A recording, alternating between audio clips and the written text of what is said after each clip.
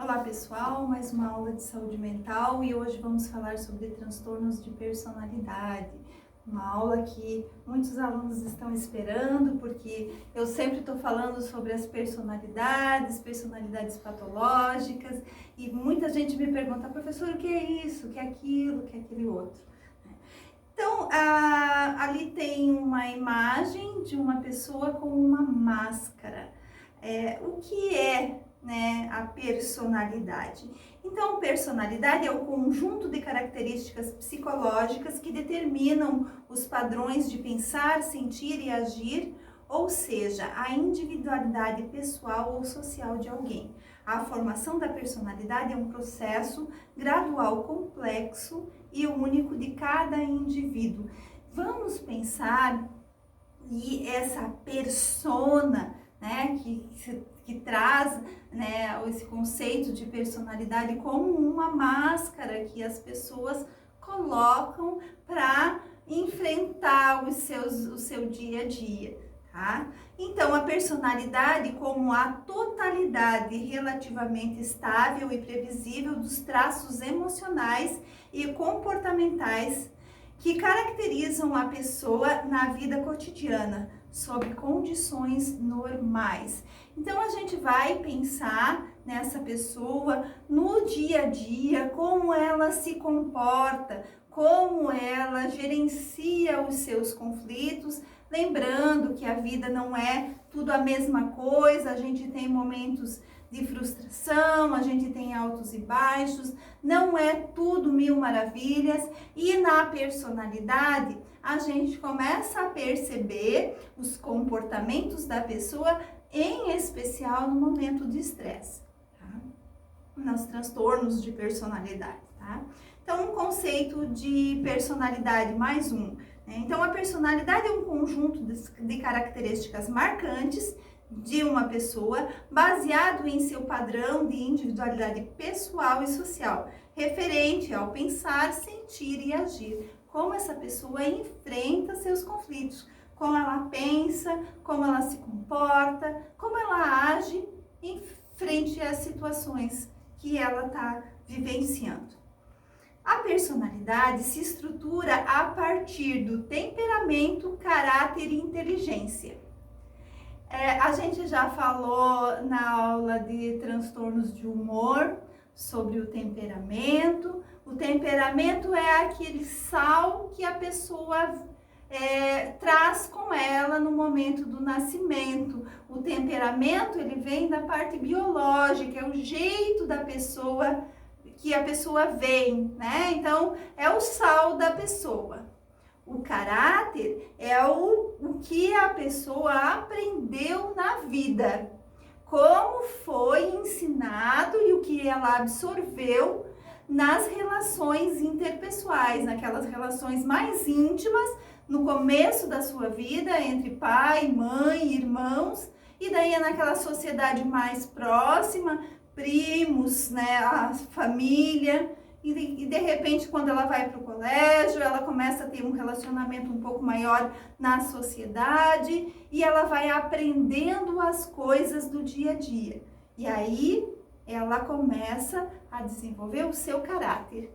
E a inteligência a gente já falou também sobre inteligência, ela é desenvolvida, a gente diz que ela está em plenitude na fase adulta, né? E algumas pessoas com transtornos de personalidade começam a apresentar traços da personalidade patológica e no começo da adolescência. E quando a gente fala sobre inteligência, lembram das deficiências intelectuais, quando eu falo da deficiência intelectual leve, onde a pessoa tem a idade mental de 12 anos, então aí a inteligência ela tem que estar dentro da normalidade para a gente poder dizer que essa pessoa tem uma personalidade completa, né, ou um transtorno de personalidade. Então a personalidade vai estar estruturada na fase adulta, porém alguns traços são percebidos a partir do início da adolescência. Então, alguns comportamentos, algumas algumas coisas que ela está fazendo, a gente já começa a saber, não, ela vai ser assim. Uma pessoa com transtorno de personalidade, agora eu já passo para o transtorno. O que é o transtorno de personalidade? Então, eles usarão sempre os comportamentos, enquanto que indivíduos normais usarão apenas algumas vezes. Então, a gente sabe que algumas vezes a gente vai ser omisso, a gente vai ser passivo, pode, tá? Mas num transtorno de personalidade, a pessoa sempre vai ser assim. Pessoas com transtorno mostrarão o mais extremo do comportamento. E pessoas com transtorno implicam em problemas sérios e prolongados do funcionamento ou sofrimento. E o sofrimento às vezes não é da pessoa, tá? O sofrimento é de quem convive com ela. Trata-se de distúrbios graves da constituição caracteriológica das tendências comportamentais do indivíduo, não diretamente imputáveis a uma doença, lesão ou outra afecção cerebral ou a um outro transtorno psiquiátrico. Estes distúrbios compreendem habitualmente vários elementos da personalidade. Acompanham-se, em geral, de angústia pessoal e desorganização social, aparecem habitualmente durante a infância ou a adolescência e persistem de forma duradoura na idade adulta. Isso eu trouxe do CID-10, que é o Código Internacional das Doenças, onde fala o que é o F60. E vocês que vão trabalhar dentro da saúde, se vocês de repente encontrarem um diagnóstico médico com escrito um F e 60, vocês vão, daí tem 60.1, 60.2, e a gente vai ter aí vários transtornos de personalidade para falar. Vocês já vão saber que essa pessoa, ela tem um transtorno, mas é um transtorno no jeito de ser, tá? E não quer dizer que isso seja uma doença, e sim um comportamento que não está adequado para o relacionamento interpessoal. E os transtornos de personalidade, eles estão muito envolvidos no relacionamento interpessoal. Tá? Como a pessoa vai estar dentro da sociedade, como que ela vai viver? Então, esse comportamento vai ser rígido, não adaptativo e fixo, ela sempre vai fazer isso, tá?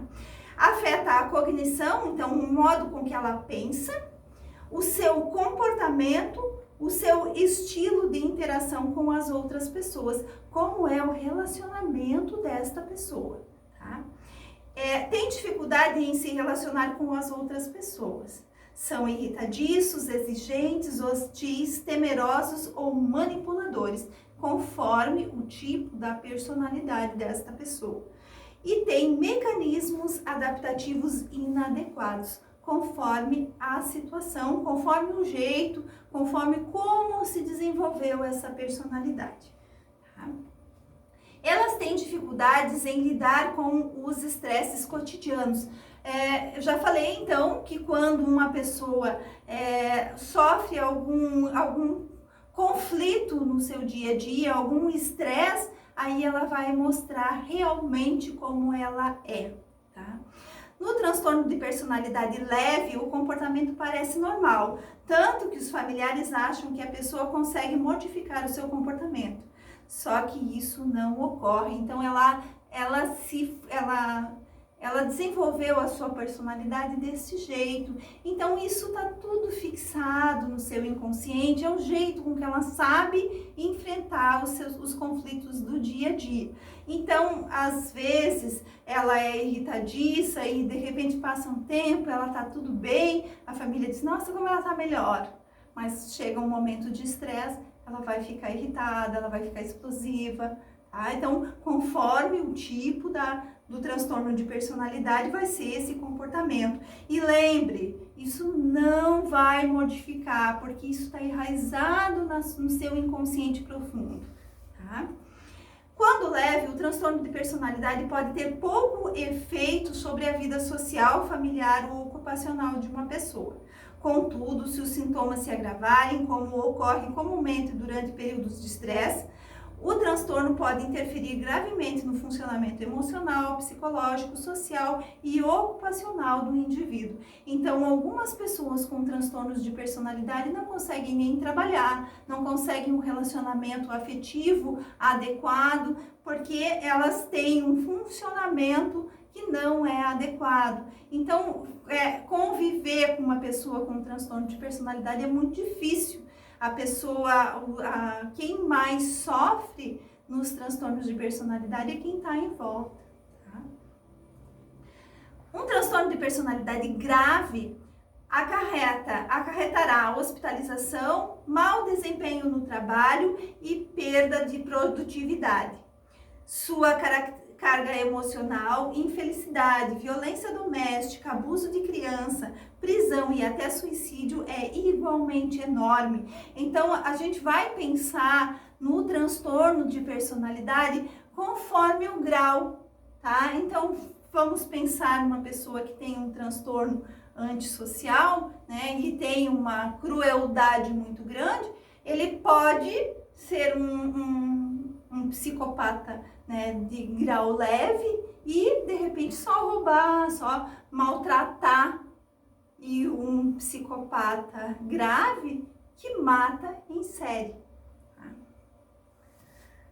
A prevalência, então, 10 a 15% da população. Eu tenho algumas outras literaturas que já trazem até 20% da população.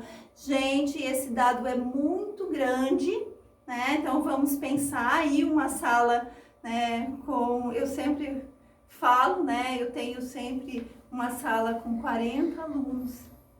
Né?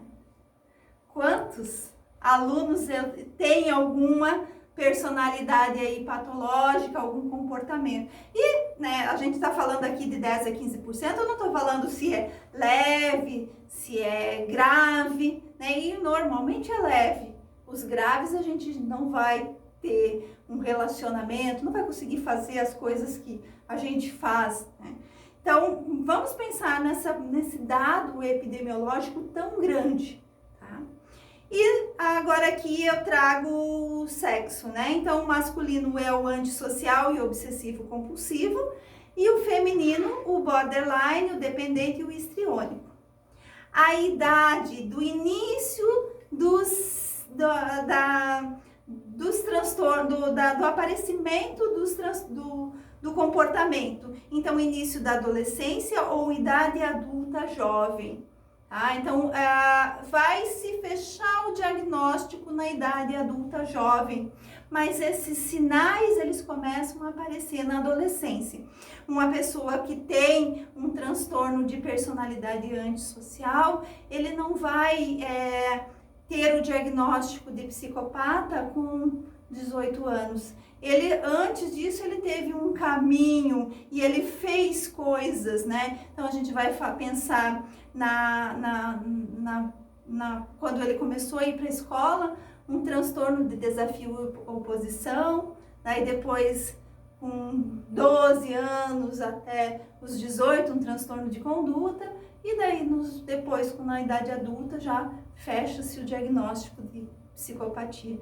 Então, a gente vai pensar nesses comportamentos, eles vindo com o desenvolvimento desta pessoa, tá? Então, na adolescência, fica muito aparente como essa pessoa vai ser na idade adulta. E quando a gente fala que na adolescência a gente lapida o ser humano, é porque realmente a gente lapida. A terapia faz com que esse adolescente, ele gerencie seus conflitos e enfrente de maneira melhor os seus desafios. E algumas vezes a pessoa tem alguns traços de uma personalidade patológica e na adolescência, E ele vai para a terapia e ele consegue superar, e consegue viver melhor, e consegue não ter um diagnóstico tão danoso quanto é um diagnóstico de transtorno de personalidade.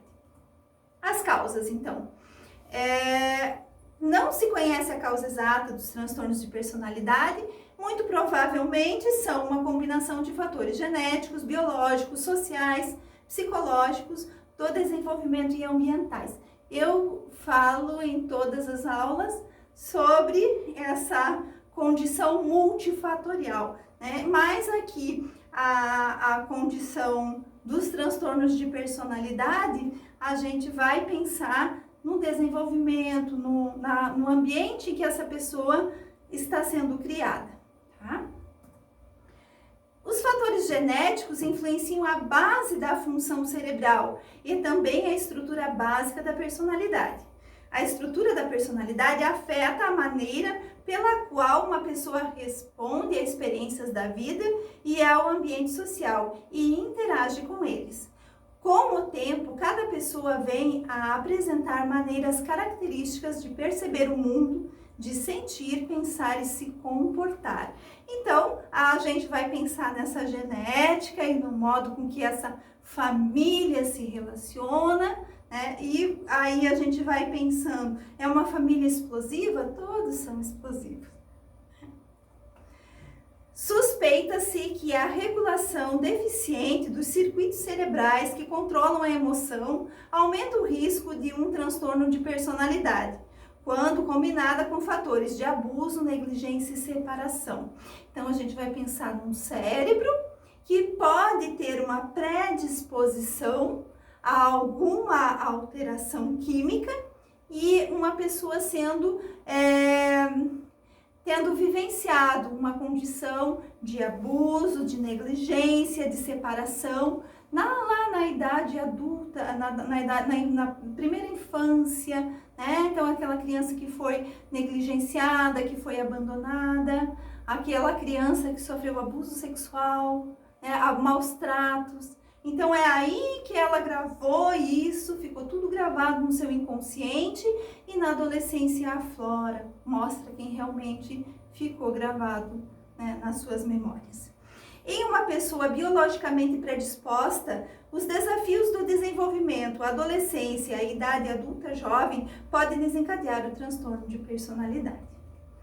Agora, as teorias psicodinâmicas, né? Então, elas propõem que os transtornos de personalidade decorrem de deficiências do desenvolvimento do ego e do superego. Essas deficiências podem estar ligadas a relações mãe e filho, caracterizadas principalmente por ausência de resposta, superproteção ou separação precoce.